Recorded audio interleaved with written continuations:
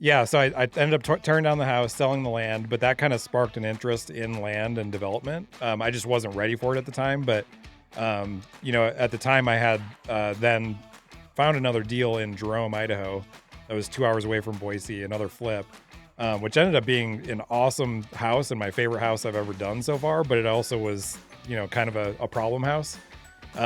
But in between there, also I got into a couple different land deals also that kind of sparked my interest more in land. Welcome to the Boise Reen Show, your destination for creating wealth through connections in real estate and business. Are you looking to become a real estate professional? Do you want to start your own successful real estate business? Well, I'm your host, Matt Osanicki. Join us as we learn from the brightest minds, industry leaders, and experienced professionals, equipping you with the knowledge and confidence needed to make informed decisions and thrive in the ever-changing real estate landscape. Your journey starts now. Welcome back to the Boise Reen Show. I'm your host, Matt Osanicki, and today we brought in Zach Matson with Matson Homes, and he's going to give us his master course on how to be a successful house flipper and how that's transitioned him into the successful developer he is today. So without further ado, Zach, thanks for coming on today. And if you don't mind, bring the audience up to speed a little bit about where you came from and who you are. Yeah, thanks for having me. This is awesome. Where I came from, back in 2016, I started flipping. Uh, I was doing, one or two deals at a time, and I was looking for ways to expand my business and grow. And I tried that in a few different ways, and then eventually transitioned to development. And that's where I've kind of found my niche, and it's pretty exciting. I've been able to scale a little bit more than what I was doing when I was flipping. And I'm, kind of poised for some massive growth this year that I'm super excited about. Yeah, it's incredible how 1 year's worth of work can far surpass the past 8 years that you've done. But it just goes to show, like, real estate doesn't happen overnight. I know we talk about this all the time, but it doesn't matter if it's real estate or business or something you're trying to achieve. It doesn't happen overnight. You just have to stay consistent at it. That being said, you say you're in real estate. How did you even decide to get into real estate in the first place? Yeah, so back when I was 23, fresh out of college, I moved into Tucson, Arizona, and I had a boss at the time that was doing some cool deals with cool structures, I thought at the time. And so that kind of got me interested. So I read, Robert Kiyosaki's book, and then he's big in the Phoenix market. So he had some seminars, weekend seminars, like for free. So I went to one of those and I got interested, and then I just started learning a lot. Um, but at the time, I didn't have any money. Had just started a job, so I, didn't think I had time. But I was interested in it, and then I just started consuming books. I read like probably 6 or 7 of Robert's books. And then, after about a year and a half or so, I got promoted in my job to Spokane, Washington. And that was like basically right when the market was tanking. So 2008, it was basically Oh, like okay, right at okay, the beginning okay. of So we're in like the 2006, 2008 timeframe. yep. Okay. So so I just, I didn't think it was the time, and my previous boss was kind of, you know, not doing so hot with his rentals that he got. But I continued learning, and then I actually learned how to day trade. So I did that for a while and was pretty successful in a few months that I did that. And then my job was, to be honest, it was just taking a lot of my time. Uh, so anyway, so I was doing that for a few years. I was in Spokane for 3 years, and then 2011, I got promoted to Boise, and at that point, I was like, it was pretty much looked like the bottom of the market, and there was some really good opportunities in real estate, and I had been learning all along at that point. And so I was ready to take action. And in the first 2 months I was here, I put 6 offers in on fourplexes that all got beat out by cash buyers. And I'm kind of kicking myself a little bit because on a couple of them, like I was just trying to do too much research. Like had I just put the offer in right away, I probably would have gotten it. But like on a couple of them, I was like, oh, let me analyze this first and see what I can do. And then 2 weeks later, I put the offer in, and all of a sudden, there's 2 more offers. Yeah. Without experience, you don't know what you don't know. Yeah, But now that you've accumulated that experience, you can look back and say, "Oh, well, of course that makes sense," you right. know? Yep. But it's cool because it's knowing that you've earned that experience that as you're looking towards deals in the future, wait a second, what would 5-year future me do right now? What would 10-year future me do right now? And try to make decisions based on future you versus present you. Yep. Let's break that down a little bit. You guys got a taste of what his story kind of went like. And what we're going to do today is we're really going to break down how he was able to become so successful at what you're doing. And a lot of it, I mean, just comes from taking action and failing as often as you can, so you learn those lessons quicker. One thing you mentioned in the beginning, the early phases, you were reading a lot of books, you read a lot of Robert Kiyosaki's books. And a question I always get asked often is, hey, I don't have a lot of money to invest. Where can I start? And my answer always is invest in yourself. And it sounds like that's what you did with learning and trying to get that foundational base of knowledge, to start off with. Can I ask you what some of your like one or top 1, 2 favorite Robert Kiyosaki books are? Well, definitely Rich Dad Poor Dad. Yep. Yep. And then he wrote one with Donald Trump actually, that was called Why We Want You to Be a Millionaire. And that was kind of almost as game changing actually. And at that time, Trump wasn't as, you know, Yeah, he was just a real estate guy. yeah, yeah. Yeah. So, but yeah, it was those were great. And then I read some of his like detailed analyses of, rentals and that kind of thing too, because he did a really great job of sales. Like he'd leave you like with a cliffhanger at the end of the book, like, oh, you need to buy the next book to learn on how to buy a rental. Yeah. So I just, I kind of got hooked on that stuff. And at the time, there wasn't a ton of books out there that taught things or that kind of introduced people the same way. Mhm. He was kind of probably kind of the beginning of a lot of that education stuff. Yeah, definitely. I was in the same boat as you, and I'll add one book to that, which is Cash Flow Quadrant, which I have found when you live the cash flow quadrant, like it's true, you cannot go back. Yeah. As Yep. you progress, it's like, why would I even do those things before? It's really cool. So I'm glad you got that started. That's probably where you got your real estate niche from, because that's where I got my niche from as well. And I don't know who said this, whether it was him or not, but most millionaires are made through real estate. So it's very attractive up front when you don't know what you're going to do. Like you said, you tried day trading as well. So Yep. I imagine that's kind of where you got the feel. And then talk a little bit about, you had a boss who was in real estate and he lost some. So you got a little firsthand experience, vicariously through somebody else. How did that look for you? Yeah, so I mean that was yeah, he had basically this was back in 2006 when they're, It's hot. he yeah, and I mean Yeah. he was making good money, but like, they didn't really like count on, the banks didn't really care, like they just were handing out money like it's candy to buy houses. Um and it's funny cuz even looking back at like what he paid for those rentals and then he was basically going through the process like he would buy it and then he would sell or finance it. So he would basically take a deposit and then rent it to them back. But the problem is when the market turned, his rent was not covering his mortgage payments. So that's kind of where he was at. And and to his credit, I talked to him. So even after I moved, I talked to him a few years later, and he had actually held on to those for a while, and then he did eventually sell them, I think, at a loss.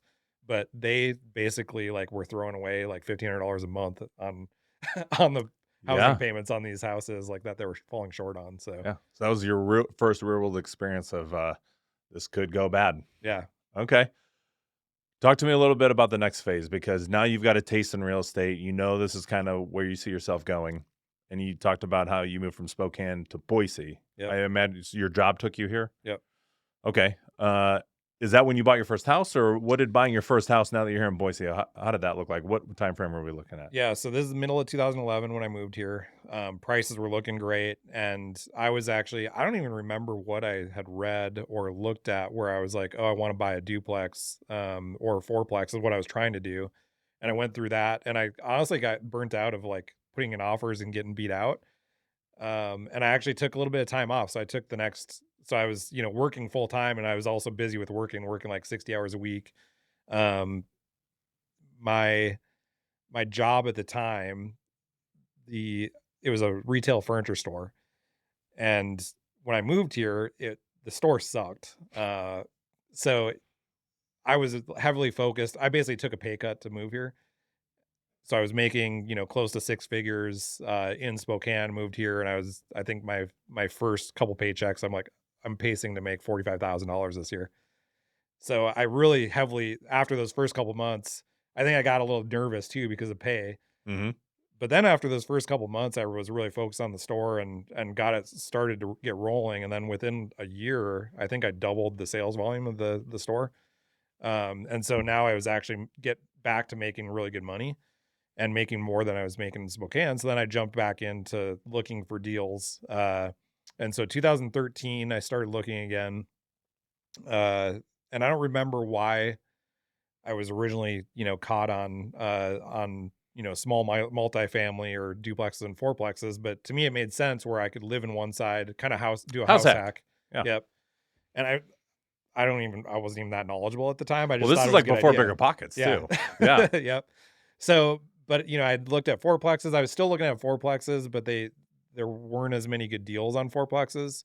So I was looking at duplexes, and I just wanted something that I could live in one side and rent out the other, and the one side would pay my mortgage. And I think I had talked to a buddy that had done real estate, from where I was from back in Minnesota, and that's what he said he'd bought a few like that. So I was like, oh, that sounds Yeah. good.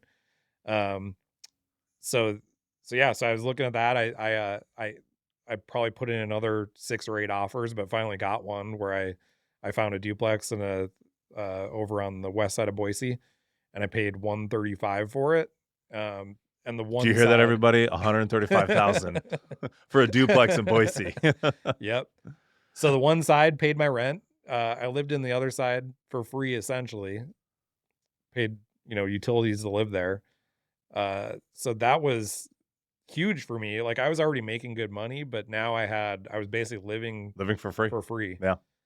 I want to back And up a little bit. Hold that thought, because you talked about diving into real estate and it not really working out for you at first. And you made the conscious decision to focus all your time and energy back into your day job, which is what was paying the bills. And Jay Papazan and Gary Keller, they wrote the book, The One Thing. And it's, what's one thing I can do that will get me further to my goals tomorrow. And I love that you just decided to put all your energy back into work. Real estate isn't working out. I'm going to devote all my attention to work.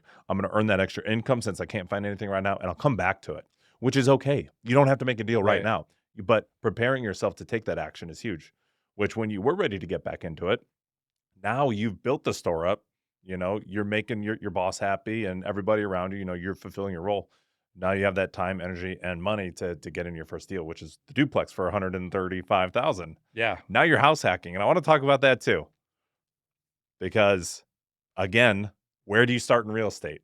And in my opinion, you got to take action. I'm sure that's your opinion too. Yep. And honestly, the easiest way to do it is find a realtor. Find the realtor's gonna give you a loan officer to get your lending done, and just buy a duplex and house hack. It's okay if it doesn't pay the mortgage. You're still living cheaper than you would otherwise. And now you're officially a landlord. You're a business owner. That's massive. That's such an easy Yep. way to get started with a low down payment. Yeah, and the things you don't realize when you buy real estate for the first time is there's other massive things that does for you. It's better on your taxes. Now you have, especially if you can house hack, now you have somebody paying down your mortgage, even if it's not like you're probably not going to find a deal for maybe not in our lifetimes again where you can live for free somewhere. But, even if you can do part of that and somebody's paying at least part of your mortgage, that's huge. Huge. Um, so yeah, and then you're building equity too. Even if it's not in the short term, over time, real estate always goes up. Hmm. That's the inflationary aspect of the economy and real estate. But Yeah. over time, it's always going to go up, and somebody's paying your mortgage, and you have tax benefits, and you can use that equity later to leverage into other deals. Yeah. We talked about this in the last episode with Baron Hollowell, is like, you don't know this, but you could come across a deal that you buy that you think is going to suck, or it's not paying your mortgage. And 3 years down the road, that one property is now funding the rest of your portfolio. Yeah. But you don't know unless you try. Yep. Yeah. And I love that you bring up that there's so many other facets other than just making that cash flow every month. You have the tax benefits, you've got the depreciation of the property, you're learning how to be a landlord, you're learning how to fix up your property. Like, if these are things you don't know, this is the perfect opportunity to get started. And that's where I started. That's where you started. So where do you go from here? Yeah. So then I was in that duplex for a year and 9 months, and then I decided that worked out well. So I was going to try to find another deal like that. So I bought another duplex. It was more technically a house with an apartment attached. And the way I analyzed it was, well, if I rent out the apartment, can it at least mostly pay for the mortgage? And at that time, this is 2015, and it did. So that was great. So I moved into that. It did need a lot of work, so it was definitely a fixer upper. And I went from fixing up my 800 square foot duplex side to now I had a 2,000 square foot house I was living in, and the 550 square foot apartment that was rented out. But I had to fix up this 2,000 square foot house, and so I bought that. That was in September 2015. Uh, January 4th of 2016. So 3 months later, 4 months later, my boss walks in the front door of my store, which was unannounced. And as soon as Because you he see, doesn't live here in Boise. yeah. So as soon as he walks in the door, I know I'm gone because that's how it works. Like if you don't know they're coming, it's not a good. Yeah, It yeah. never works out well. So January 4th, got my termination notice, and to be honest, like I was actually setting myself up because I was getting burnt out of work, but I was setting myself up. I had the previous several years I was actually squirreling away money. I was putting 20% of my income into investments. Plus I was living for free. Mhm. Uh so I was planning at the end of that year that I was going to be, more comfortable and I would dive into real estate full time. So that just moved up that timeline from December 31st to January 4th. So it was a little bit nerve wracking, but at the same time, like as soon as I got that termination notice, I actually felt a sense of relief, because I was just, you know, I was burnt out and I was ready to move on, but I wasn't willing to take that risk and that leap myself Yeah. at the time. Um, so yeah, so from there, I traveled for a few months, and then I back in 2014, so the year before, I had actually invested in a mastermind or a course on learning how to flip. So there wasn't a ton of knowledge out there that you can get for free. So I actually spent, $38,000 on on a course to learn over the weekends, and I think there was a week long one, um, to learn how to flip houses. So it brought you through from start to finish on how to flip. Is this after you bought your first duplex that you did that? Yep, Okay. Because one of my questions I had for you is, where did you get your construction experience on how to fix up properties? YouTube. YouTube. YouTube University. Yeah. Yep, And trial and error, I imagine. yep, You know, I knew nothing about real estate coming into this. A lot of people don't. And it's daunting when you don't know what you don't know. You just have to start somewhere. And you start with this first duplex on your construction. Is that ultimately what led you into deciding, hey, I want to get better at this? I'll take a course on flipping so I can understand the rehab process? yep. Yeah, because way back when in 2006, when I first started learning about real estate, Mm-hmm. I knew I wanted to do rentals, but then I knew I could do flipping and make income that way. It is an active income producer. Yeah. Yep. So yeah, so I knew that was a strategy I wanted to do. So I spent the Okay. money on it.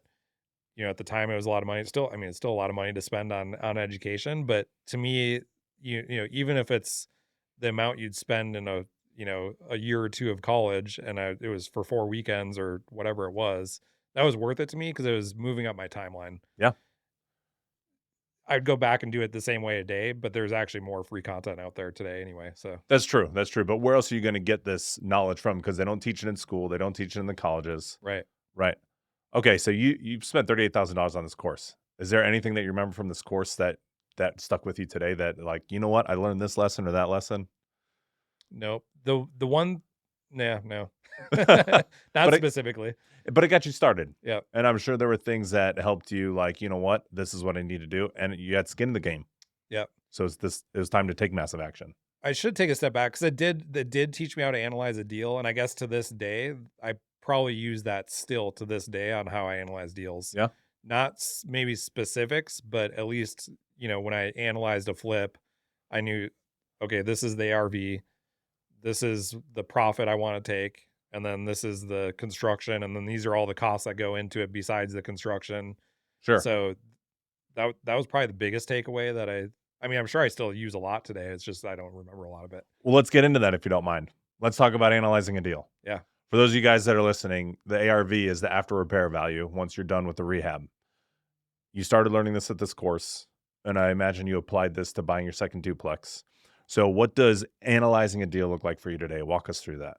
Yeah, so do you wanna talk about how I analyze development deals? We haven't really I got want to that. talk about flipping. Flipping, okay. Let's talk about flipping. Yep. Let's talk about how do you find the property? How do you underwrite it? And then how do you do your due diligence to determine whether or not it's going to be profitable for you? And what are the things that you look for and like to stay away from? Yeah, so no matter what source you get the deal from, there's still deals on MLS every day. There's still wholesalers. No matter where you go, you still start with your same numbers. So number one is you want to look at what is it worth afterwards. So that's the ARV, after repair Hmm. value. And if you're not a licensed realtor, just find a realtor that can do that for you, which it's not just any realtor because most, probably a good chunk, probably most, don't really know what that's all about. So you want to find a realtor that is familiar with the terminology, but is also familiar with what you're trying to do. And there's definitely some good ones, even in our Boise Marine network, that do that. So you take your after repair value, and then you take whatever your profit is that you want to make. So on today's deals, I probably wouldn't accept anything less than like 50,000, for example.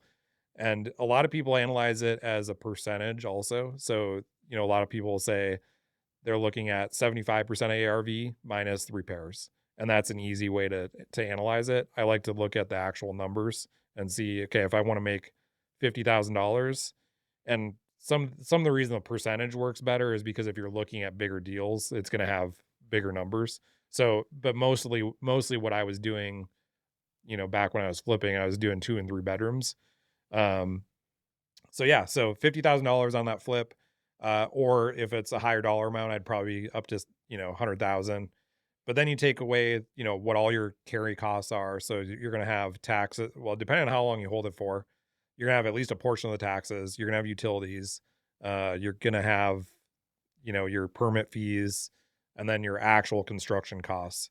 So your construction costs, if you're going to hire all that out, you have to have good estimates. And on flips, you're always going to have stuff that comes up that you weren't expecting, because as soon as you do the demo, that's when all the surprises happen. And that's going to add probably 20% to your budget right off the bat.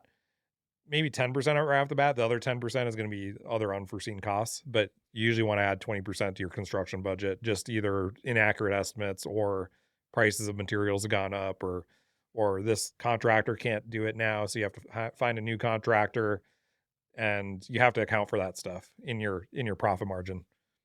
Do you put this on an Excel sheet and just try to come up with your own product, Mm. or can you find other people who have products like this? And Yeah, so there's actually a free flip calculator, I think by Jake Licht, Leicht, that actually works great because you can actually type in exactly what you're looking for. You can change your parameters on what you want, and then type in what that deal is, and you input maybe 5 things, and it Mhm. tells you if you should do the deal or not.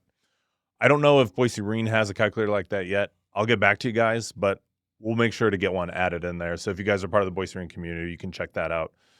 How do you know what some of your costs are going to be without actually doing it in the first place, without doing a flip, without hiring contractors? How do you determine what those costs can be? Yeah, find a good GC. I know there's even Okay. some within our community here that has done flips and rehabs, and that's familiar with cost today. You don't want a guy that's, flipped 10 years ago Yeah. off the street, but you want somebody that's actively out there doing the work, and that can go in and have a reasonable idea of what you're trying to do is going to cost. And then also, if they can, kind of give you a clue as to what the type of things that you might run into on a flip. So when you're looking at a house from, let's say it's a house from 1940, you're going to want somebody that can go in and be honest with you and say, most likely we're going to have some plumbing stuff behind the walls that we're going to have to replace, or we might have knob and tube wiring that it's probably going to be a good idea to replace. A lot of flippers will also just put lipstick on a pig, and that's an option too, where you're just going in and doing the pretty stuff. But to me, that's a little bit more risky because on the tail end, especially in a tougher market, if you don't do all those things and get the house up to date and up to code, you're gonna have a harder time selling it on the tail end, especially in a tricky market, because that home inspection is gonna come through, and all those issues that you ignored and just painted over, are now going to be an issue. And now you didn't plan for that $30,000 repair bill. And now you have it. And that's all your profit. Yeah. You mentioned a lot of things like a home inspector, a GC, a realtor, somebody who knows about investing. These are a lot of like really niche people that you have to find. How do you, I want to ask, how do you find those types of people?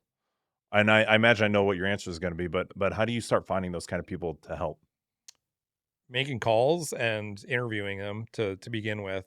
There is a little bit of trial and error with that too, and I don't know if that's what you're referring to, um, but a lot of it is just reaching out to people and interviewing them, and come up with a list of good questions to ask Yeah. each one of those professionals and figure out where their experience is.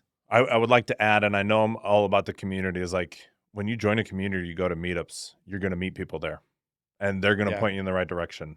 And I have found that to be true 100% of the time. And that's only where I go to find people because they've already vetted most of the people. They've already done most of the work for me. Yes, I still have to make the calls. Yes, I have to call them and see if we're going to be a good fit. But now instead of filtering through all of the general contractors in the valley, I'm filtering through the general contractors that already work with investors and know what the final product is going to be that we're looking for. The reason I bring that up is because when you're first getting started, my original question was, how do you underwrite deals to determine what if the deal's going to make sense? And that's a daunting task to somebody who's never underwritten before. And by underwriting, I mean essentially in a nutshell, it's what am I buying the property for? What is it going to be worth after? And what are the costs associated that I need to get it there? And the next step you said is find a good realtor that can do the ARV with you, the after repair value. There are great realtors in the valley, and those realtors are actually going to know a lot of those home inspectors and those GCs are already going to have a preferred contractors list. So find yourself a really good realtor who knows a lot about investing to help get you started. I have to name drop Corby Goat here because he helped me. I don't know if he's helped you a lot, but like when you find those good realtors, they're more than a realtor. They're a mentor for you to help you get you started. And they're with you like 100% of the way. So taking all of that due diligence into play, is that how you found your second duplex?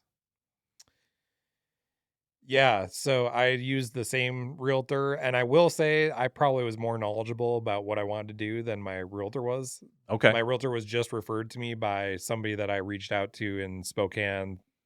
I think it was just in passing. They knew I was moving to Boise, and she was a realtor, and she said she knew somebody in Boise.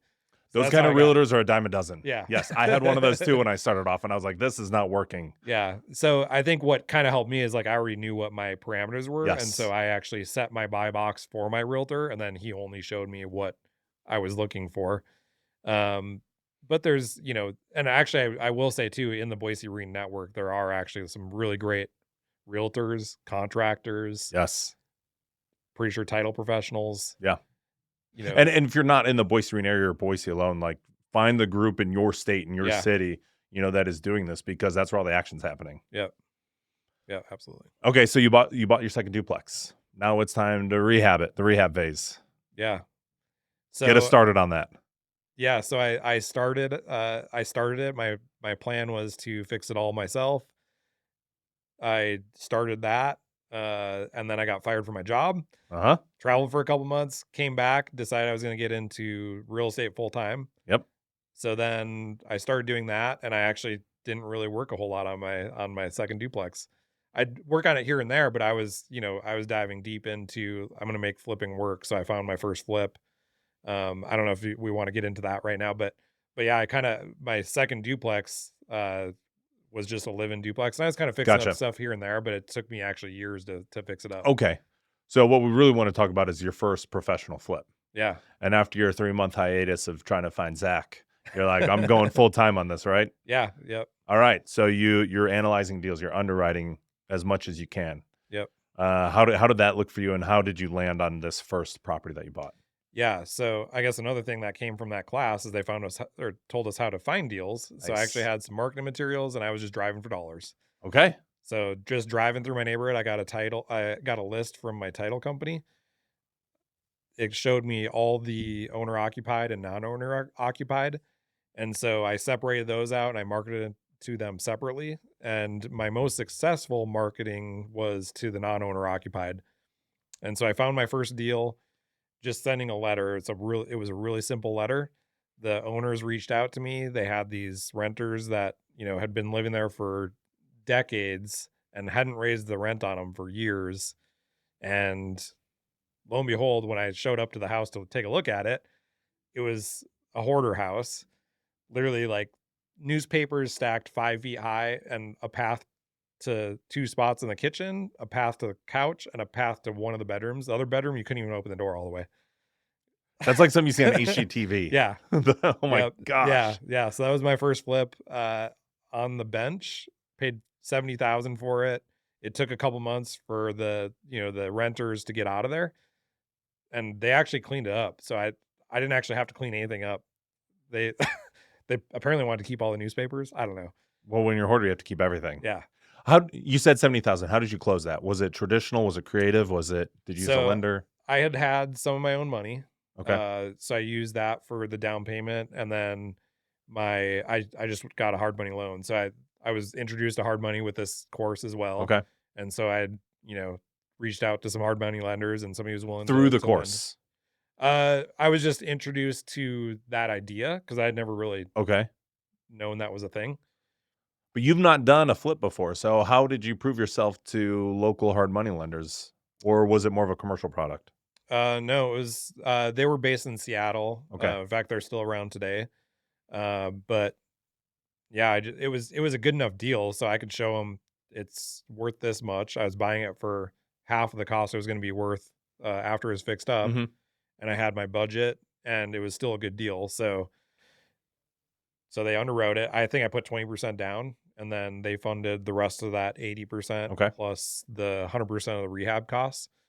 And so bought it for 70,000, put 35,000 into it. I did most of the work myself, aside from I subbed out for like fairly major things. And then I sold it for 145, I think. Nice. For those listening and who want to know more about hard money lending, maybe your experience is different, but it's easy to just like go on Google and just type in hard money Yeah. lenders. There's a plethora of them out there. You send them your due diligence as far as how you underwrote the deal. They underwrite it with you afterwards, and you guys come to agreement whether it works or not. And it's not like it worked out in your favor. Yeah. And I will say with hard money lending, it is a great option Yep. to leverage your own money because there's a lot of things when you're flipping, especially when you're first starting out, that you aren't expecting. So if you're doing a loan, you have to make payments on that the whole time, and the loan costs go up as you flip. And then you want to, prepare for all that all that time that you have it on the market, but also you want to, kind of over prepare. And if a flip takes you a few months to sell or a few months longer to fix it up, you want to be prepared for that. Yep. There are And those holding costs for sure. yeah, and then the other aspect to that too is with a hard money lender or really any bank loan, you're going to be required to basically pay for construction costs up front, even if it's 100% financed, and then you get reimbursed as that construction is finished. So you have to have kind of a pocket of money there sitting that you can kind of recycle through the Mhm. process. Which is why you're prepared. You spent the year and a half you said working, refocusing on work on your W-2 job to build, your runway to get started. Yep. Okay, so you got your first house, you got the keys. The hoarders clean the place up and move out for free. Your first employees. Yep. uh, Now it's time to fix up. Was this sweat equity? Did you do all of the rehab? Did you hire anything out? I hired out replacing the windows, Okay. the roof, the driveway I had paved because it was just dirt. And then what else did I do? Oh, the HVAC. And then I did everything else. I actually replaced all the plumbing in the house myself, which isn't that hard to do. At least in a 2-bedroom house. Oh, looking back on it, have you ever done plumbing like that before? No. Okay, so you don't know what you're getting into, but let's go. Yeah. Now, I will say, again, back to finding a good realtor, they're going to have like preferred contractors lists. So when you're trying to get windows or electricians, like find a good investor friendly realtor. He's going to have a lot of those things for you. Otherwise, it's okay if you don't. Just get on a group or start Googling people, searching people, to find them. Is that kind of how you found yours? Just did a little search or called Yeah. up a few people? Yeah. And I will say too, the one thing I learned in my W-2 job was anytime we had to get a contractor to do anything, if the toilet is clogged, they made us go get 3 bids on it Mm, because it's actually crazy now. Like since I did that, I would see for a clogged toilet, you might see a bill from one guy for $100, and one guy might want to charge 1,500, and and there's no rhyme or reason to why those price differences are there a lot of times, at least until you know more about how businesses work. Yeah. But that's one thing I learned from my W-2 job is anytime you do any work, you get bids. So that's one thing I did on in construction, I still do to this day is get 3 bids on every whenever you're using a new contractor or a new sub or you have to have something new done, don't always go with the referred unless you know an idea of like why or what the cost is gonna be or what it should be. So now that I'm in construction, I pretty much know, but Mm. there's still a lot of times where I get 3 bids, and then it's also not always you don't always wanna go with the lowest price. You wanna analyze the 3 and see why they're those 3. Yeah, that's a great point. Always double check. What's the saying? Measure twice and cut once. Yep. Cool. So you're getting the place rehab. You're doing a lot of work yourself. You're hiring out the things that need to be done. Now it's time to sell. This is your first flip. This is exciting time. The house is done. Like you feel good. How long did it take you to complete it? Do you remember? 3 months? I think 3 3 months. months for your first one. That's Yeah. that's amazing. Yeah, doing all the work Yeah. myself. So did you list it yourself? Did you call the same realtor that sold you the place? What did that look So like? in the meantime, I actually and there's some backstory, but I had hired a realtor to help me like back a year ago when I was looking at flips, and I got a lot of bad information. So it was somebody that wasn't actually like very well versed. And so I decided to get licensed myself. Part of that was because I felt bad for like running 100 deals to a realtor to buy one. So I felt bad about, wasting somebody's time. Even though there's probably plenty of realtors that like now that I know, like experts are gonna be able to, do it with a little bit more efficiency. But anyway, at the time I felt bad and I wanted to make sure I was getting my own numbers and I could see my own comps. So I became licensed, I listed it myself. So that's what I did. And this is also, by the way, so this is on the market in 2016. So it went under contract right away the first time, in October or something like that, and went through the inspection phase, and it was first time home buyers, and the I never looked underneath the house. There was a rotten floor at one point which I replaced, but the stuff underneath the house, like some of the floor joists were pretty bad. Actually I did replace or I sistered up floor joists. So I actually took care of the problem, but there was another problem underlying there, which is like it was on a pure post and beam support. And that was dug out at some point, I think probably by the homeowner 30 years ago, and it wasn't properly done. So like part of the floor was sagging. And so, the inspector got underneath the house and saw that. And there's a few other, other things, but that was like the major thing that scared these people off. And at the time I had no idea like how to fix it. So I hired an engineer. But anyway, they dropped the contract, went back onto the market around Thanksgiving, I think, or before Thanksgiving, but then it sat for a few weeks, and then between Thanksgiving and Christmas, sometimes it slows down a little bit. Yep. Well, anyway, then Snowmageddon happened, and actually it went under contract before that, but then the second inspection, no joke, was during that week that it went like it was like 10 below 0, 15 inches of snow. That was the second time it went under inspection, and all the water froze. No, on your first flip, Yeah, and yeah, you're going through all these holding costs too, like, yeah. and having to go back and redo some work. Yep. So luckily we were able to address that, and you know that one still sold, but Okay. and I was actually down in Texas at the time visiting family for Christmas, and the inspection happens and the water's frozen. I'm like, oh man, not again. Yeah. So and that was an interesting experience, I will say, because with that experience, then my second flip also, where things came up on the inspection that I hadn't anticipated, and then I realized, oh, they want this all fixed, and this was not expenses that I was planning on, and that adds a lot of cost to a project potentially. So Are there any things that stick out in your mind on an inspection report that you've learned to look for to make sure it's fixed? Because, these things happen often when inspectors are going to look at homes that you try to hit now. I mean, I think it's the major cost items. So one obviously is foundation. I think even if you're not familiar with real estate, maybe you'd be aware enough to know that if the foundation's bad, that could be a hugely expensive issue. But really the plumbing, the electrical, the roof, the HVAC system. Those are like the 4 like high cost items that they're not usually cheap fixes, and a lot of times you have to redo the whole house. So, there's examples of, if it has old steel pipes, for example, from 1950, there's a good chance that you're gonna have to replace all that. So just knowing that stuff and having an idea that based on the age of the house or the type of system it is, uh, or in the 80s they did polybutylene, and Mhm. those have had major issues. So if that house has polybutylene, even if they don't have leaks right now, but you buy that house and you're flipping it and you don't replace the plumbing, just know that on the tail end you might get a buyer that is adamant about not buying it or having you replace all that plumbing, and now you've done all that work and now you have a $12,000 plumbing bill that you need to pay for. Yeah, potentially gutting out some of the work that you've already done. Yeah.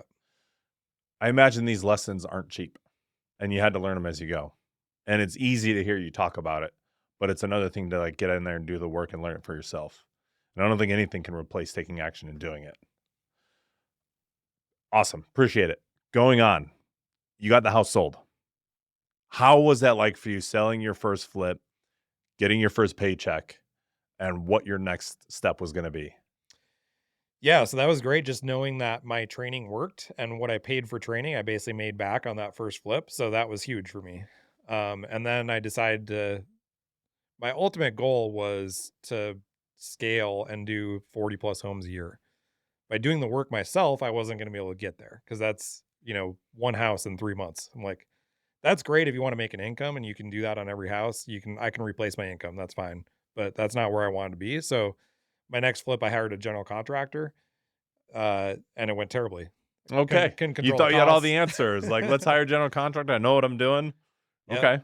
So I analyzed it well. The numbers made sense hiring a general contractor, and I will say that that GC, like he stuck to the cost, but the problem was it was at the expense of time and the expense of not doing a lot of things that should have been done. Or had I not been so cost conscious, I would have said, let's take care of that." Mhm. So then I had that issue again to when we went and sold it, all these, this 10-page inspection report comes back and have this list 100 things long that need to be repaired. So So your first flip was the lesson of learning the costs associated with getting flip done. The second one was learning how to work with GCs.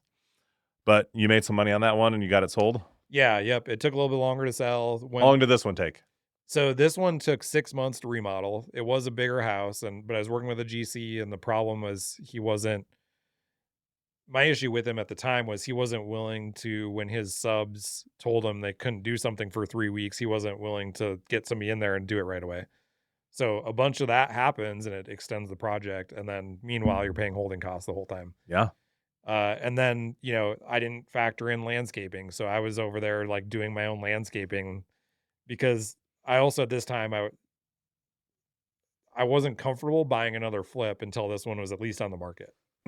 And so took 6 months. It took twice as long to fix up, went under contract, came off contract because my contractor said he fixed all items on the list. Only half of them were fixed.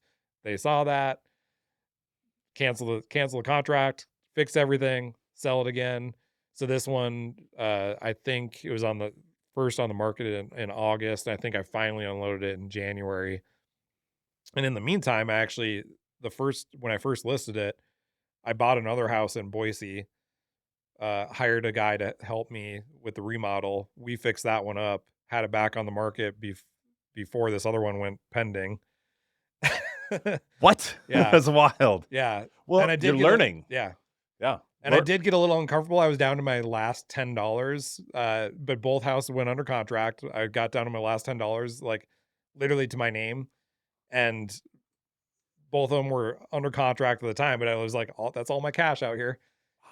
And they closed the same day, which was phenomenal because then I think I made 50,000 on one and like 60,000 on the other. So like not only did I get all my cash back that I had put into it, but I also had all this money profit wise. So that was like two big checks and my bank account was like, "Oh, this is awesome." Your bank account like that one. Okay, so you got the third one done quicker than the second one even got to market. What were some of the lessons that you took after the second one that you took to the third one to fix? Like, what did you improve on? So I was done dealing with contractors. So I did it myself again, but I was like, oh, I'll, have somebody help me at least, and I'll build a construction team. So that was like my next attempt. By the way, so meanwhile, like I'm making money on this stuff and I'm like figuring it out, but it's also not, none of this is scalable because I'm like, You're doing all not, the work. yeah. Yeah. Um, so yeah, so then my fourth flip, so after this third one sells, so my lesson there was like, okay, well, I guess I can maybe attempt to have my own crew and train them the way I needed, and then kind of build it from scratch. And it worked better than having a contractor, Yeah. right? Okay. Yep. Because I could control the timeline, I can Yep. control the costs. Mm-hmm. Okay. So then I get my fourth flip and I brought in like 6 guys to help me with demo. Just demo, but I was like planning on hiring the good ones to like keep working. Mm-hmm. And so I think, 3 of them left after the first day, but then 3 of them kind of stuck around, and the 4 of us worked on that house. And what I found in that process was these are all new guys. And most of them had very little experience except for the guy that had helped me on the last flip. But still like weren't skilled at all, but they were cheap. So I was paying Okay. them, $12 to $15 an hour. And I guess what I found though is, they would take what if I had hired like a tile guy to come in and do a tile shower, he would have had it done in a day and a half, and Mm-hmm. it was taking these guys a week or 2 weeks to do one shower. And so I'm paying them a lot less, but they're also, costing just as much because it takes them a lot longer and I'm paying them hourly. But then it's also adding to my timeline of the flip. So I think this flip took 5 months and it was a bigger house. Again, it was 2,200 square feet. So it was like twice the size of the previous one. And I had to be there babysitting all the time because Yeah. I would leave the job site or I wouldn't be there for a day and nothing would really happen. In fact, I had to go out of town for a few days and I came back. I'm like, what did you guys actually do? What did they do anything? Not really. Not that you know of. One of the guys, I was so mad. So he went through and he put up the trim, but he did so terrible on like the nail and filling the nails. It all had to be redone. So we had to rip it all out and redo it. And he was trying to sand down the like filling in the nail holes, but he used the wrong product and it just looked terrible. And so I'm like, oh, that was basically a waste of a week. Yeah. So you Um, you were learning the lesson of what it's like to hire a crew. yeah. So that was your fourth flip Yep. within a half a year, Yep. I think at this time it was probably a year or so. a year or so. Yep. Okay. Because you said I'm going to do 40 a year. Was that like your Right. number? Yeah. Okay, and you got That was 4. my goal. Yeah. All right. So you're learning a lot along the way, which goes to show how important it is to take action. And it sounds like when it comes to flipping properties, the only way to do it is to do the work. Yeah. Even though I had all this knowledge of like what I should be doing, part of putting that into play is a lot of the education too. Yeah. So then in the meantime, that fourth one, we kind of finished that fourth one. And before I'd finished that one, I got a fifth one under contract.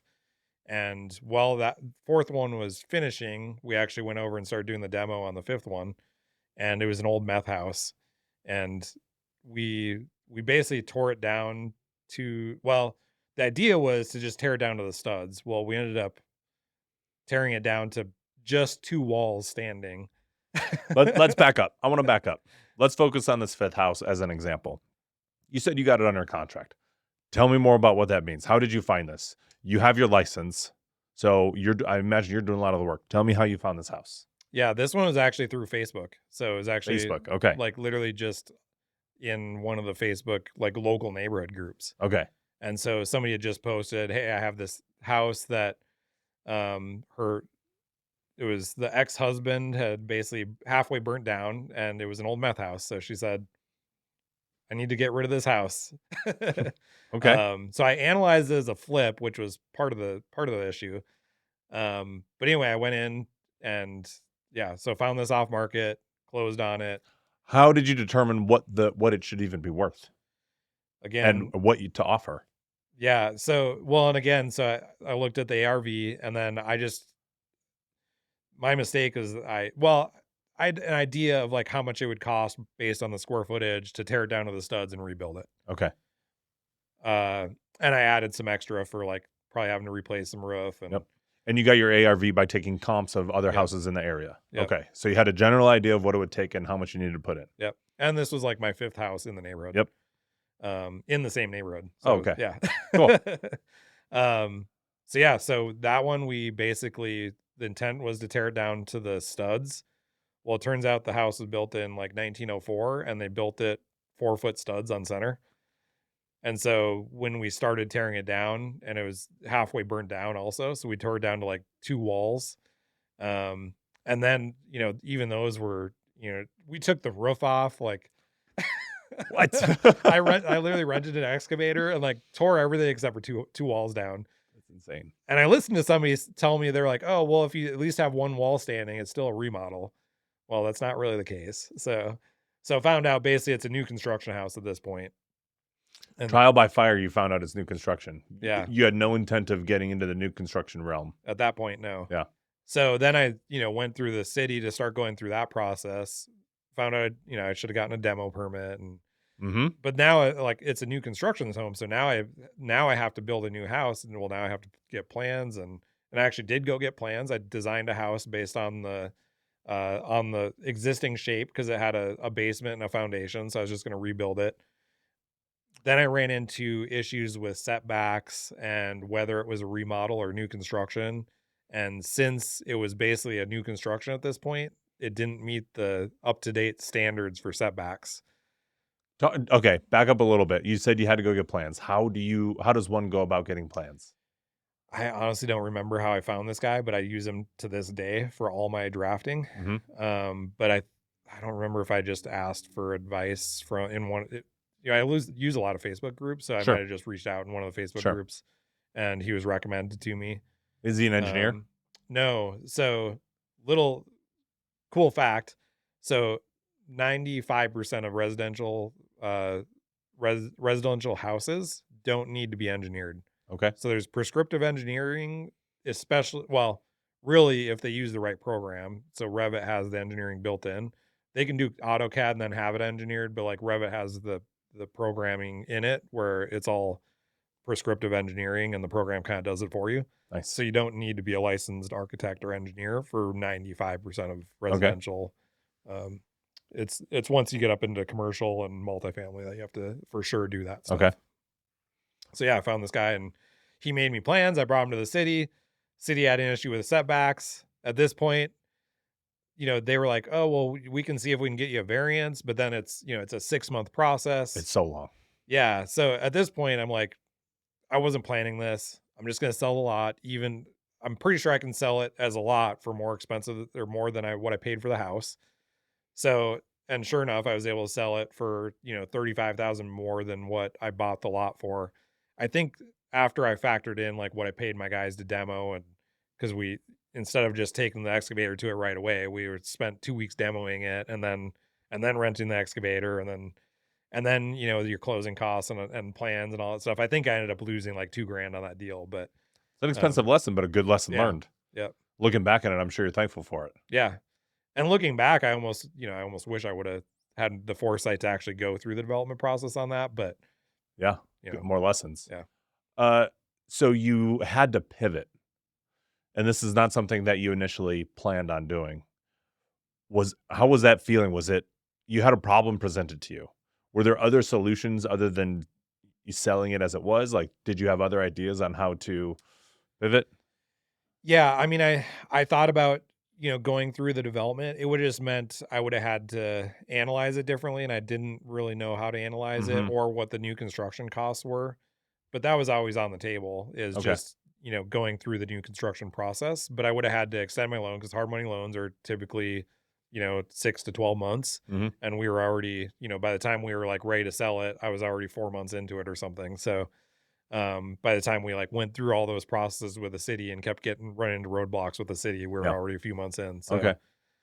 yeah, so there were other options, but I think it was such a surprise. I just wanted to get rid of it and move on to the next one. This show would not be possible without the support from our local community. Because of you, we're able to share information from leading professionals like never before.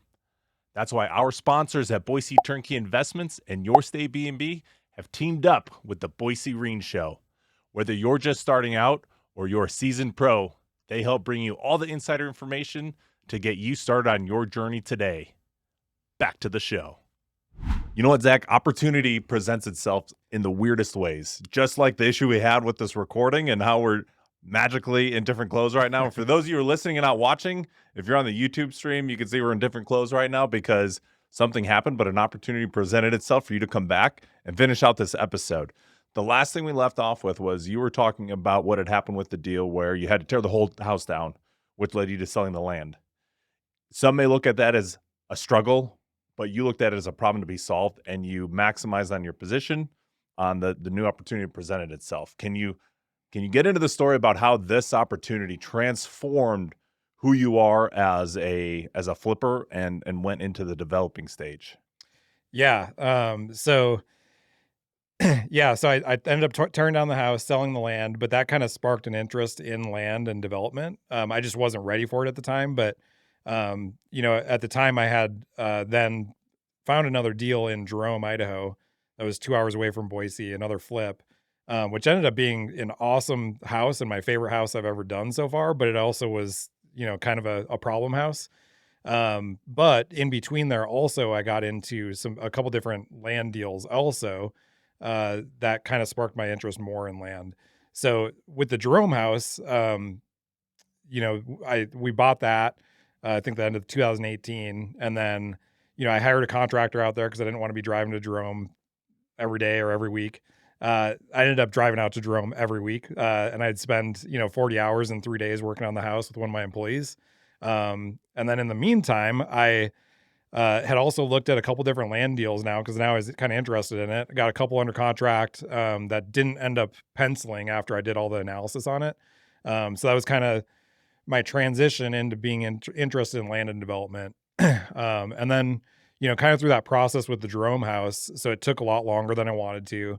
It ended up being, I still on paper made money, but it was like the amount of effort and everything that I went through on that house, just really kind of I turned a little bit sour towards flips. And in the meantime, like as I said, it took longer. And when I bought that house, shortly after there was a deal on the market that was a land development deal literally around the corner from where I live. So I'd driven by it every day. When it first came on the market, I saw that it was on the market. And I looked it up, and just having analyzed a few different land deals before, I knew it wasn't a good deal. Just looking at the price and assume, like the size of the land and everything. So I kind of forgot about it for a few months. And in the meantime, I was driving to Jerome every day or every week. And then after a few months of it being on the market, I looked it back up again, and they had dropped the price, I think almost in half. So, and the crazy thing is, it still wasn't a good deal. Was it just land that they were selling with It was phased out? It was they wanted to do a minor land division, so there was a house sitting on it, and then Okay. they were splitting the land. Okay. So they were just selling the land, but there was a house attached to the land. Gotcha. But part of the process was we had to go through a minor land division. So How much? You said they're just selling the land. How much were they selling it? Do you remember what they were selling it for? I think they originally had it listed for 750,000, and this is for a point. Well, it was actually, so the whole piece of land was 0.88 acres, Including the house. Okay. But they were selling 0.63, so they were keeping 0.25 for the Okay. house. So it was And 750,000 for a 0.63 acre plot. Yeah. So Yeah, that's crazy immediately, expensive. immediately I knew it did in one pencil. I didn't even know that much about development, but just knowing what I had done through my research, I knew it didn't work. Okay. Um, So you're finishing up the Jerome house, and you come back to this piece of land. yeah. All right. So where does the story go from there? Yeah. So, a few months later, I noticed, I just looked it up again. So the first time I looked it up in probably 4 months, and they had reduced the price by, I think, almost half. I think it was down to 375 or 399, something like that. But at this point, I knew that they were willing to, like, kind of at least knew like where they were at.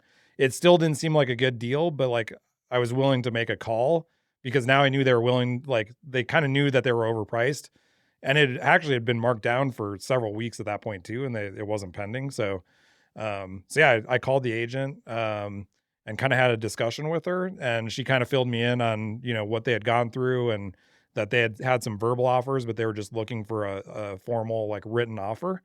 And, she kind of, in talking with the seller, kind of figured out, we kind of figured out where we needed to be at roughly. So I sent over an offer that was a little bit lower than, probably what they were hoping for. But it was also like where I felt comfortable because I didn't know quite yet exactly what I could do with the 0.63 acres because I'd done a lot of research, but not like everything. I just wanted to, to get that property tied up.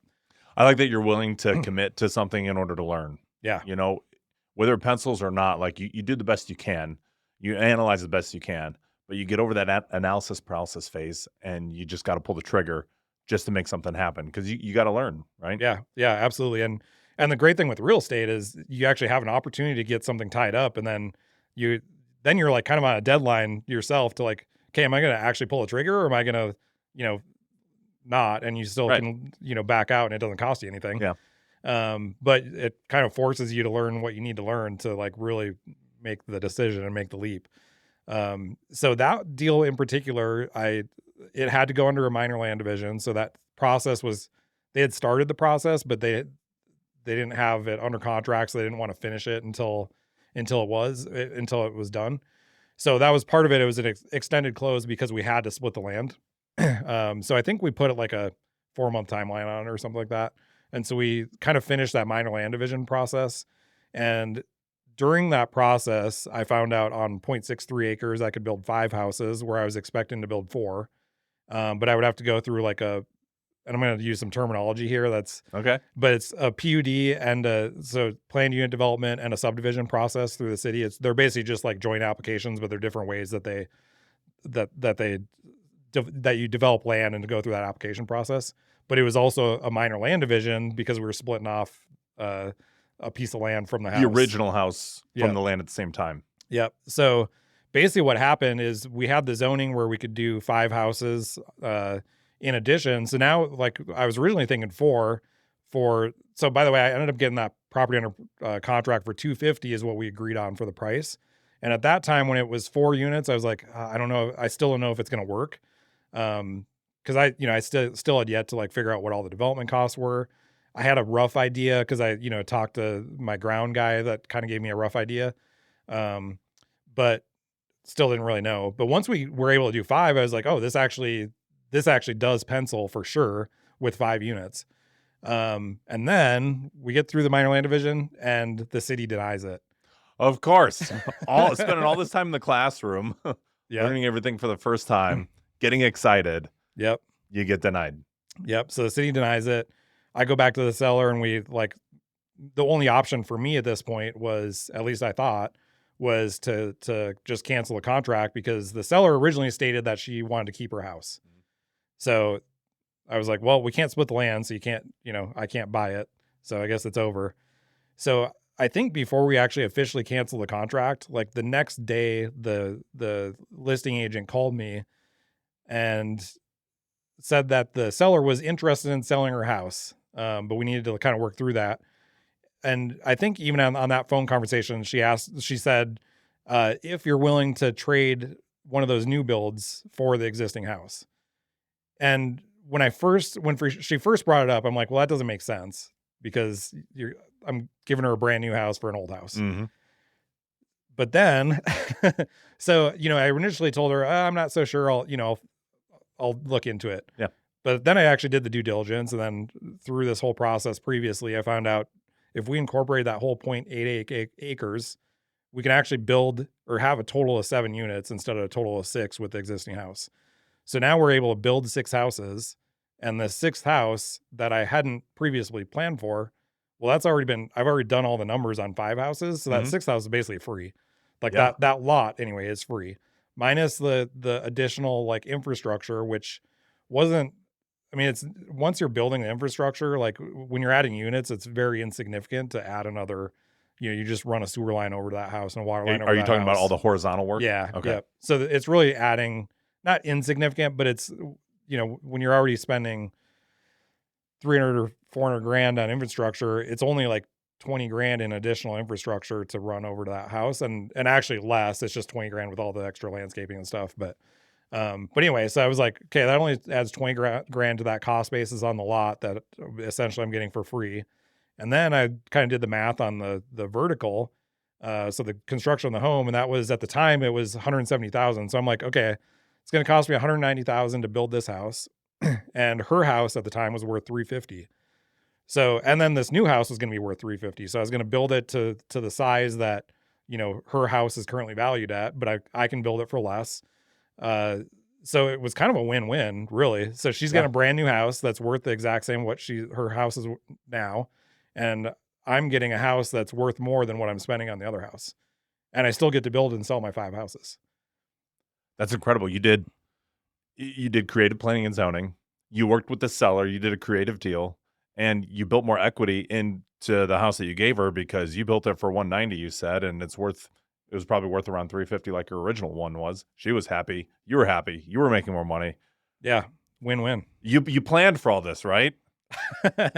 Didn't plan for it at all, but Oh my gosh. it's funny when you take action how like things just kind of end Yeah. up working out sometimes. So Because you can't plan for that, and the only way to do it is to take action. You could try to build a business and think of all these ideas that, oh, I'm going to build this product, I'm going to build this marketing structure, I'm going to build a handyman team. But until you actually get in and do it, you don't know what opportunities are going to present themselves. You don't know where you have the opportunities to make money, and you could never plan this up on a drawing board ever without doing it. yeah. So this was 2018, I think you said. So I bought the Jerome house the end of 2018, Okay. started construction in the beginning of 2019. And then by the time I got this one under contract, I think it was April or something. And then we closed on it in August by the time we went through that whole process and everything. And by this time, Jerome was still under construction, by the way. Okay. But so another interesting, cool thing with this. So because the seller was getting, the deal that she ultimately worked out well for her, she was actually willing to carry the note on the $250,000 purchase price. And it's a creative finance deal. Yeah. So she was carrying the note. Yeah. So basically, I mean, it cost me a little bit out of pocket I paid her some money down, which was also borrowed money. So it literally cost me $0 out of pocket to get this deal under contract. Do you still own any of those, or did you sell them all off to this day? Yeah. So, so it takes a while to get new development under, to go full cycle. Yep. This has pretty much been full cycle. I own that existing house, to this day. Okay. And all the units that you built, they're all sold off? Yep. Okay. That sounds like a lot. And me personally, I've never developed anything at all. And I'm sure a lot of listeners haven't either. How do you go from flipping homes, repairing them essentially? You already have the structure and the infrastructure and the horizontal work to development. That's a big step and not something that you've ever done before. To talk me through how that works for you. Yeah. I mean, ultimately, I think it started at that tearing down that house, and that kind of sparked the interest. And then analyzing a couple other land deals, because now it was like I had previously thought I was not that successful at flipping, even though I was, making money like on each flip, but it wasn't doing it at the scale I wanted to. And now I started analyzing land deals where I could build 2, 3, 4, 5, 6 houses at a time on the same amount of capital that I had into one single house. So it was really just sparking the interest first. And then the how, that just, I guess I figured it out, which, I think when you take action on stuff, you figure out the how. I already knew the why. I knew the why for years. The how I was struggling with a little bit in flipping, and then opportunity kind of presented itself through that process. And so, a failed flip turned into my interest in land. And then I analyzed a couple other deals that didn't really work out after I had them under contract. And then this one came across, and it was kind of amazing at the time. And really like that first development deal that I did, made me a millionaire. Partly that, and partly One deal. Well, so that one contributed to, because I'd previously bought duplexes. So those since I'd bought them, Okay. increase pushed in you over the value. line. Got it. Yeah. Yep. So essentially that was like kind of the shove towards that process. But as far as actually transitioning to new construction, it was really just figure it out every step of the way. It's definitely a different process. I'd say on flips, there's a lot of surprises that come up, but it's, once you demo the house, that's where all the surprises come up. It's like, oh, I need to replace the wiring, the plumbing, the roof, Mhm. all this stuff. Why would a flipper not go into development? What's that barrier? Like, because I know it sounds easy on the podcast, but I know it's not because you've got years of experience of flipping homes and learning the process and the due diligence. So why would somebody stay flipping versus developing? Because you obviously underwrote them and analyzed that there's a higher ROI there for you. Yeah, I think it's just the intimidation factor because there's not a lot of information out there on developing and how to analyze those costs. If somebody's trying to find information on flipping, they can find it in a lot of places, and there's a lot of courses out there. YouTube. Yeah, yeah, Yeah. exactly. But land development, there's really nothing. Like there's nothing. There's some course that you can pay for on like how to flip land and how you can split it, but there's not really anything that it goes out and explains to you how do you get into development and how do you do it. And honestly, it's kind of a high barrier in knowledge, time, and just dealing with the process because the process is probably the hardest part, and that's going through the city and all the different government agencies. It's a process, and if you're not prepared for it, it can surprise you, and it did surprise me too, but it ended up, I guess I've always been pretty good at analyzing deals. So if you have enough of a deal, you can kind of figure it out along the Sure. way. So What do you think was the thing that helped you the most into getting into developing this? And was it like having a mentor that could help guide you along? Was it working with the city that helped you understand the code? Were you reading any regulation on it? What would you say it was that helped you the most to making this deal happen, to getting the project launched? honestly, just having the guts to the cojones to go through with it. Because I mean, I think that's what would ultimately hold a lot of people back. Okay. Honestly, like the city was really helpful in that process, even though it was such a pain. Because I would literally go to the city with a plan, and one person would be like, "That looks great, let's do that." And then you go to 8 other people, and everybody has a different opinion, and Yeah. you end up changing your plans 8 times. And then by the time you have a finished product, it's like very similar to the first thing that you showed them, and you're like, "What are we doing here?" Right. But it's really just going through that process the first time, and then you kind of learn from it, and then ultimately that got me to uh, realize that everybody at the city, for example, has their own little section of the code that they look at, and they're experts in that section, but they might be familiar with the rest of it, but they're not experts. So they'll tell you something based on their little section, and the next person will tell you something based on their little section.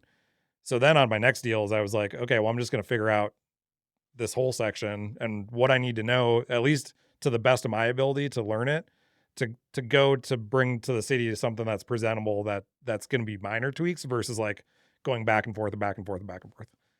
Very compartmentalized, and you just took the whole thing and made like a whole SOP on what you do, kinda. Yeah, eventually. Okay, question. I'm gonna put you on the spot here a little bit because you mentioned yourself that there's not a lot of data, there's not a lot of courses out there that help get you into developing. For you, you just put your head down and you just went for it. For those that are listening and are considering getting into developing, or they're on the brink and they've never considered like crossing that barrier to start building their own homes, could you briefly summarize what the best way for them to get started would be? I think the best way to transition or even start with a development is do 1 or 2 lots. Do a lot split. Do a single family home that is on a larger piece of land. Okay. Not even large like an acre like I started with, but even just like in the city of Boise, for example, they just redid the zoning code. Yes. And so I know just in my head that 0.16 acres means you can do 2 units. And most everything in the city of Boise, unless it's already been split, is at least 0.166 acres. There's a lot of old lots that people bought 2 or 3 or 4 at a time, and so they're on 0.16 acres or more is basically 2 of those old lots. Mhm. So basically automatically, like if I see 0.16 acres, I know I can potentially split it. A lot of times it's not feasible, but like at least that's a good way to now you're buying something that already has value with the house.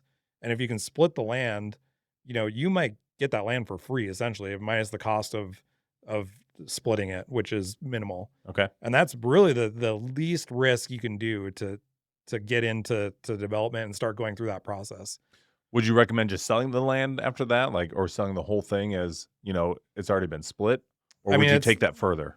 It really depends on what your motivation is. Okay. You could, if you split that lot, and there's actually a lot of homeowners that do this, where they split the lot and they sell the lot to Mhm. somebody like me as a builder that'll go in and buy the ready to go lot. And depending on the part of town, that's no matter what, that's basically six figures. And if you got that portion of it for free, then that's a six figure flip just in the land split, Okay. and you don't have to do anything else. So if they wanted to take it vertical, what would you say the next step should be? Yeah. So then the next step, so depending on what has to go into it, so if it's a build ready lot, it's way easier. And so if it's on in town already, a lot of times the utilities are in the street, and really all you have to do is split it, get it permitted, and then you just run the utilities from the street into the lot. Now, if you're creating a street, that's a little bit more intensive, and you have to go through the whole design review process and get the streets approved and the sidewalks and the lights and all that fun stuff. So Work it's a that little can be bit, done. yeah, Yep. yep. So it just takes a little bit longer. So basically the way I kind of break it down is if you have a build ready lot to go, or like just splitting a lot that is already on a public street and it has all the utilities nearby, that process is, I'd say, 6 months. And then you can build it in 6 months or so, and then however long it takes to sell. If you're doing a development and it's bare land and you have to put streets in, it takes a year to get entitled, a year to put the infrastructure in, and then a year to build and sell. So it's basically 1 year increments each way. And if you took out all the red tape from that, all the processes that you go through with the city, you could do all that in like probably 14 months. Like just the physical construction, it's just all the processes add another 18 or so months to that. And I'm sure for a lot of people out there that are flipping that may consider getting into development, the time barrier might be a huge barrier for them because that's capital tied up in holding costs for easily quadruple the time, Yeah. Yep. So yeah, so you have to run the numbers based on that, because it's not gonna be a quick flip. right? And that's why you see land deals that are a little bit better deals too. But you really have to be a little bit careful getting into land, because I've definitely seen, especially in the last couple of years, where people overpay for land because they get excited about it and maybe they don't know all the costs that are associated. A lot of people severely underestimate the horizontal costs. And then a lot of people will underestimate the time, underestimate the vertical costs. So it's really just, talk to experts and talk to your find contractors, get multiple quotes from contractors, and just make sure you buy it right. Yeah. And I'm glad you brought up the contractors too, because we were just at a meetup the other night talking about building a core team and having a really good solid core team, like I'm sure you have, probably really helps the process as well. You can't just start it overnight. Yeah. Awesome. So looking back on all of this, you went from a W-2 job in sales to rehabbing and flipping homes to getting into development. Looking back on this entire career that you had, getting into real estate, if there's something you could do different, would you, and what would that be? Yeah. So I think the biggest thing is doing more sooner. And, I didn't know how to do that. So it took me a long time to figure out how to do that. And I'm still figuring it out. But I would say the biggest key, like looking back, is capital raising is huge. Like I wasn't able to scale the way I wanted to until I started like getting private money introduced into my life. So, I was blessed to have, friends that invested in me. And so like if people are looking into getting into real estate or trying to scale, have those conversations with friends, let people know what you're doing, let people know you're looking for money, let people know that, you know, what a deal looks like to you. Because that's ultimately like how people scale in real estate is bringing in capital, and that's you can do that different ways, but private money is like the best way. Yeah, you can go further together Yeah. for sure because 10x is so much easier than 2x. Now, if you're going to scale that quickly and have the capacity to bring in the money and the team and the know how to do it, there's time involved and you're filling up more of your time. You've got a lot going on. And this is a question I have for a lot of hosts that I have on here. How do you manage that time? Like as an entrepreneur, we're working 80, 100, 140 hours a week. How do you maximize your time? Because we could work ourselves in the ground unless we have, a schedule, a goal that we're trying to hit. We'll never hit it if we don't know what we're doing. How do you manage your time? Yeah, and ultimately it's key too, like as a flipper or getting in development or doing something, like you usually have a small team, so everybody's kind of doing everything, even if it's just you. Like sometimes it's just me, or when I started it was just me. So, um, a few years ago, I started trying to do time management with a better system of, so I basically looked up, like a spreadsheet that I could track my time. Um, so that led me to an Excel spreadsheet that I found, and then I started adapting it to like, include like the big rocks I had to accomplish, that kind of thing. And basically I kind of added things to it every year. Last year I turned it into like a gamified system where I like added a point system because like when I can focus on, hitting a certain amount of points versus like, just looking at a spreadsheet that has all this junk on it, it helps a lot. So if I can say, okay, I can track, am I doing 50% of what I say I'm going to do or want to do? Or am I doing 60%? Am I doing 70%, 80%? And if I if I'm doing a certain percent and if I'm doing that consistently, what are my results? So I started that kind of gamified system of it last year, and that was like huge for me. And then this year, the end of this year, so I'd gone through I've done a bunch of goal setting stuff and like over years, but like last year, um, I did a couple times actually. Brandon Turner's has like a goal setting system that it's actually probably one of the best I've ever seen. And then I also like I listened to on or Audible the 12 week year. And so I kind of sat down with my calendar that worked really well for me last year. And I'd been using it kind of off and on for years too. Like so I'd use it for a while, then I wouldn't use it, then I'd use it for a while. But in October, November, that area, and into December, I probably spent 120 hours like adapting this calendar to really break down like I started with my goals for the year, broke them down in my quarterly goals, broke Which them were your down. rocks, like you said earlier. Okay. Yep.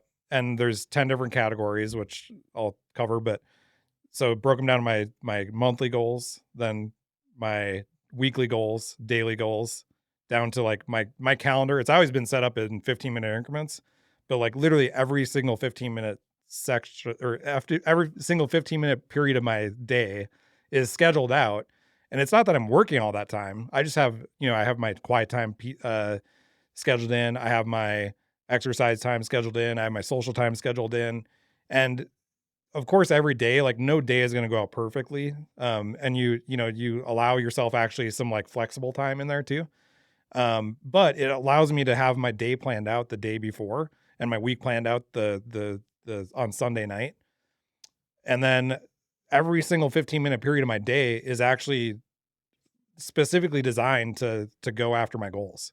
So it breaks down my yearly goal all the way down into a 15-minute increment that's manageable. And I time block those. So, especially my big goals, they're blocked, 3 hours a day or whatever, 2 or 3 hours a day. And it's gamified. So so for example, like the most possible points in a day is 500.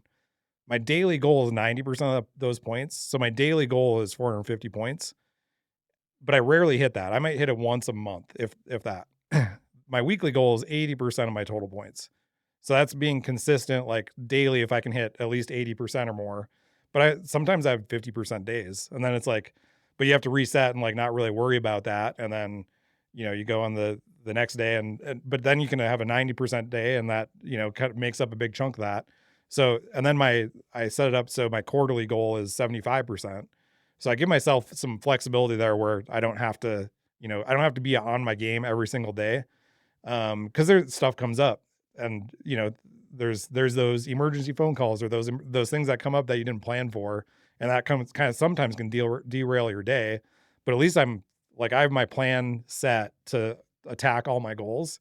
And so far this year, it's like I've done more in 2 months and than I have probably in 6 months of last year. So it's awesome. And I'm actually like, so I'm sharing that with everybody in this group, and then people in my different groups as well. And then I'm actually in the process, this year, I hope to have an app done like for the phone. So I know we were talking about budgeting your money earlier, and this is like the perfect segue into budgeting your time. And for entrepreneurs, I would argue to say that time is more important to budget than money. But I also like how you give yourself the opportunity to allow emergencies to happen and leeway because you can make it up on other days. So even though you had a 50% one day, you have an opportunity to have a 90% day the next day. How do you capture like failed tasks? Like you didn't get these tasks done. where do those go to in the future? Yeah, so if they're high priority, and by the way, so I'm sure a lot of people have read The One Thing. So that's kind of the point system is based on the one thing, the 12-week year, like a lot of these books that are like very about time efficiency and taking advantage of your opportunities. But so it's all kind of designed based off of that stuff. Uh, so if it's a high priority task, then a lot of times I'll just go on the next day. So if I try not to like get my highest priority tasks like not done, but every once in a while it's like if it's not the first thing on the day, and even if it is sometimes something comes up and you don't get it, or if it doesn't get done, I put it on the next day if it's very high on the priority. If it's not, uh then it goes on another day or the following day. So I reschedule it, and occasionally, that it kind of takes care of itself anyway, or you can delegate it. And that's part of the point system too, is like I actually give myself points for delegating. So even though I don't have quite my full team yet, I'm still like trying to delegate where I can.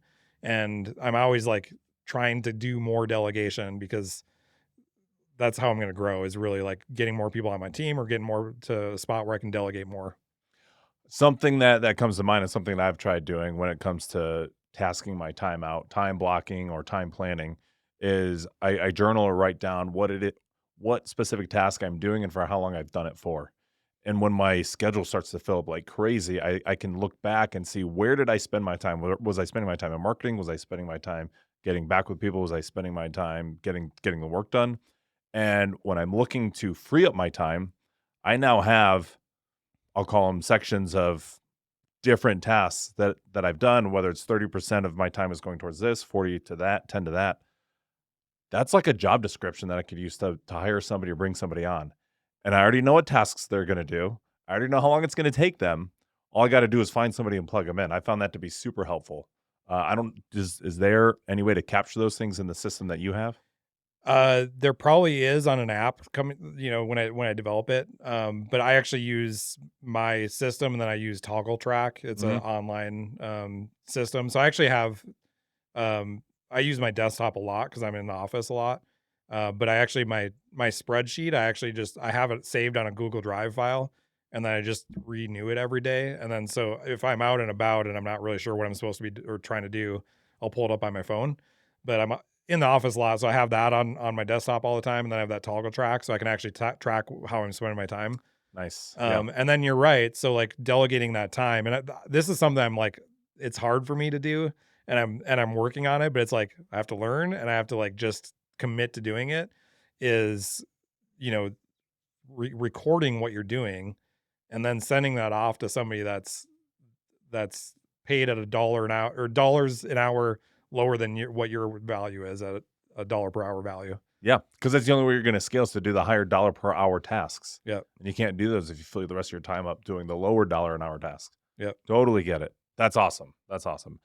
Zach, is there anything else you wanna give back to the community or provide right now that we've missed, whether it's flipping or getting developing, land, time management, anything that comes to mind? Yeah, I think the biggest thing is just, if people are trying to get into flipping or trying to get into development, is the biggest thing is just taking action, or even getting into lending. Because I know a lot of people, maybe listening to this or not, or, people are looking at investing and it's fearful. It's not what they've been taught their entire life. So it's different. They're not investing in a mutual fund. They're not investing in somebody that's going to put their money somewhere. They're investing in, a physical asset, which is actually more safe. I mean, it's funny because like the more knowledge you have about it, the more safe it is. And so people that are in our positions that understand that, we look back at, maybe what people have been taught their whole lives as the safe investment, and we're like, that's It's not safe at crazy. all. Why would you do that? Yeah. Yeah. Yeah, so I mean, real estate is like really one of the best investments, and there's so many different avenues you can make money, but the thing is you have to take action. So no matter what it is, whether you're going flipping, development, self-storage, if you're looking at passive investment in real estate, you just have to take action. Do your due diligence, obviously. And that's sometimes what people have a hard time with is they're like, "Oh, well, I don't know what I don't know." And yeah, you're right. That can be you get analysis paralysis sometimes, but at some point you have to set a deadline for yourself and say, I'm going to learn all that I can to a certain point. This is the date. I'm going to learn everything I can. And then I'm going to make a jump into whatever it is. So if you want to do a fix and flip, figure out a date that you're going to get something at least under contract. Cause that's the very next step is get it under contract. And then once you're under contract, that's a very low entry amount, right? Cause you can tie it up for as little as $1, literally. But now you're putting money where your mouth is. And now you have time to do diligence. So it doesn't cost you anything to do due diligence. All you're doing is you're paying a little bit to really take that next step. And then if you go through that due diligence period and you really want to get advice during this period, you want to get advice from as many people as possible, like have somebody analyze your deal if you can, and get feedback. But then once it's time to move forward with that, then you have to just be comfortable making that step. And nobody is ever perfect in investments. If you invest long enough, you're going to lose money. You're going to lose money on a deal at some point. It would suck if it's your first deal, but it's not the end of the world. It's your college years. This is how you learn. Yep. There is no such thing as a perfect deal. No such thing. So just get in there and do it. Yep. Boise Reen, I want to challenge you to build a habit with me, reminding ourselves why we listen to developmental podcasts in the first place and why they are crucial for growth. Podcasts like the Boise Reen Show help jumpstart your way to success, improving your listening skills, expanding your vocabulary, heightening your knowledge, and giving you perspective on various business topics. Listening to mentors, peers, and role models like the guests we have on today can also inspire you to grow and improve. This is an investment you're making in yourself, saving you time and money you can't get anywhere else. So if you enjoy this episode, share that with us by giving us a huge thumbs up. Can't wait for the next episode to come out? Hit the subscribe so you're the first to hear our latest episode. Ready to take your business to the next level? Join the tribe and become a member and grow with us in person. Head over to boisereen.com to learn more. Back to the show. I appreciate having you on. Thank you for all this knowledge, but I do have one more question for you before we go. What's one actionable item our listeners could take today that will get them closer to their goals tomorrow? Yeah. So I would say for sure, if you're interested in the schedule tracker that I have, reach out to me and I will give you that for free. Plus you'll get the free app download when it's available. Should be this year. So that's one thing. And then a second one would just be to take action on something, commit to something yourself and take action on it. I love it. That's one of the biggest things that a lot of people here talk about. And I'm a big advocate of that too, because you don't know what you don't know. So just go do it. Yeah. Zach, thanks again. For people who want to reach out to you, we're going to leave them in the show notes below. But if you want to give a shout out to anything or Matson Homes, feel free. And thanks for coming in. Yeah, you bet. So you can get a hold of me on Instagram. It's that flippin' guy. I'm now that developing guy, but the flippin' guy is kind of cool. So that flippin' guy with just one G, Zach D. Matson on LinkedIn or YouTube. You can pretty much find me. There's a lot of Zach Matsons out there, but only one Zach D. Matson. All right, Boise Reen, thanks for joining us today. Don't forget to like and subscribe. We love bringing you this content. We hope it's helped out, and we'll see you guys next time.